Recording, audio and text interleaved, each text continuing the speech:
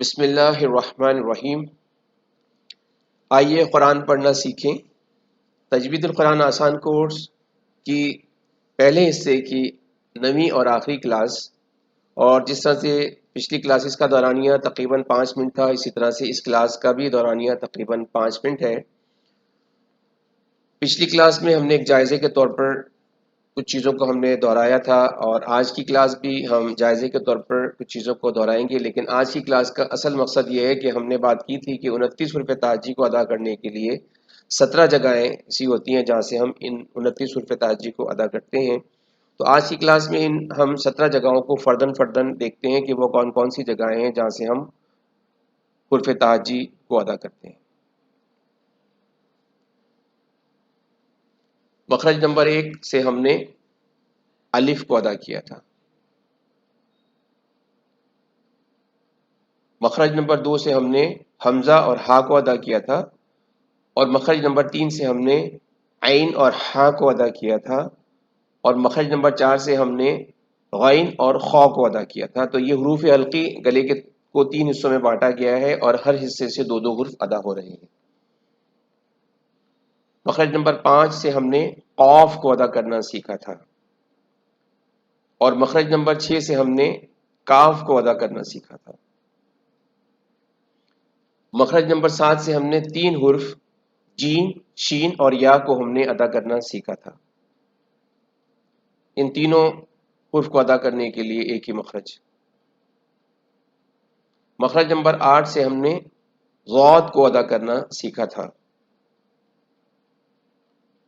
اور مخرج نمبر 9 سے ہم نے لام کو ادا کرنا سیکھا تھا،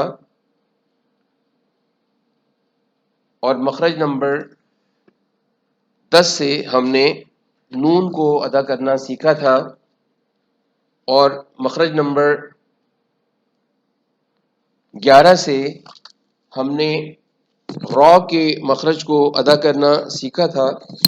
لیکن آپ کو یاد ہوگا کہ ہم نے اس کا جو مخرج آسان الفاظ میں کہ جی اوپر کے سامنے والے دانتوں کے جو ہم نے بہت آسان الفاظ میں یہ بات کی تھی لام اور را کو، کہ زبان کی جو نوک جب اوپر کے جو سامنے مسوڑوں سے جب لگے گی تو لام، نون اور را ادا ہوگا۔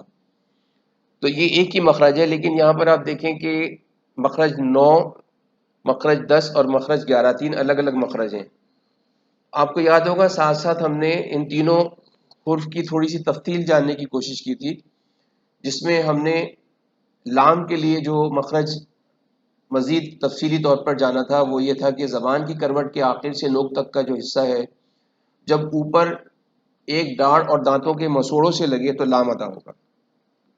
یہ ہم نے لام کے لیے، اور اسی طرح سے ہم نے نون کے مخرج کے لیے یہ بات کی تھی کہ جب جو لام کا مخرج تھا اس میں تھوڑی سی تبدیلی یہ ہے کہ جب ہم زبان کی کروٹ کے آخر سے نوک تک کے حصے کو جو ہے وہ اب ہم داڑھ سے نہیں لگائیں گے بلکہ مسوڑوں سے جو ہے وہ لگائیں گے، تو لام اور نون کے مخرج میں یہ تھا کہ لام میں ایک ڈاڑھ سے بھی زبان لگ رہی تھی اور نون میں وہ ڈاڑھ سے زبان نہیں لگ رہی۔ تو اس طرح سے یہ دوسرا مخرج، اور تیسرا جو مخرج تھا را کا، وہ زبان کے کنارے کی پوچھ سے جب اوپر والے 3 دانتوں کے مسوڑوں سے لگے تو را ادا ہوگا۔ تو یہ یہاں پہ تھوڑی سی وضاحت اس لیے کی گئی کہ ہم نے بظاہر تو ایک ہی مخرج دیکھا ہے، لیکن یہاں پہ آپ دیکھیں کہ یہ تھوڑی سی تبدیلی ہے، اور اس وجہ سے اس کی وضاحت کی جا رہی ہے، تو اس کا ہم نے خیال رکھنا ہے۔ مخرج نمبر 12 میں ہم نے تا دال طا کو ایک ہی مخرج کے ساتھ ہم نے ادا کیا تھا۔ مخرج نمبر 13 میں ہم نے تا دال وا کو ایک ہی مخرج کے ساتھ ادا کیا تھا۔ مخرج نمبر 14 میں ہم نے زا، سین، صاد کو ایک ہی مخرج کے ساتھ ہم نے ادا کیا تھا۔ مخرج نمبر 15 میں ہم نے فا کو جو ہے وہ اس کا مخرج ہمارے سامنے ہے۔ مخرج نمبر 16 میں با، میم اور واو کو ہم نے ہونٹوں کو استعمال کر کے جو ہے وہ یہ حرف ادا کیے تھے۔ مخرج نمبر 17 میں ہم نے غنہ کو ادا کرنے کے لیے بات کی تھی کہ جیسے من، بن، اس کے لیے ہم جو ہے وہ ناک کے بانسے کو استعمال کرتے ہیں۔ اس طرح سے ہم نے 17 جگہیں فرداً دیکھ لی ہیں، اور انشاءاللہ ہم اس کی مشق کریں گے اور اس کی ریکارڈنگ کو بار بار سنتے چلے جائیں گے تو یہ تمام چیزیں ذہن نشین ہو جائیں گی۔ اللہ تعالیٰ ہماری اس کوشش اور محنت کو قبول فرمائے، اور ہمارے اس پہلے حصے کی آخری کلاس اختتام پہ ہے۔ السلام علیکم ورحمۃ اللہ وبرکاتہ۔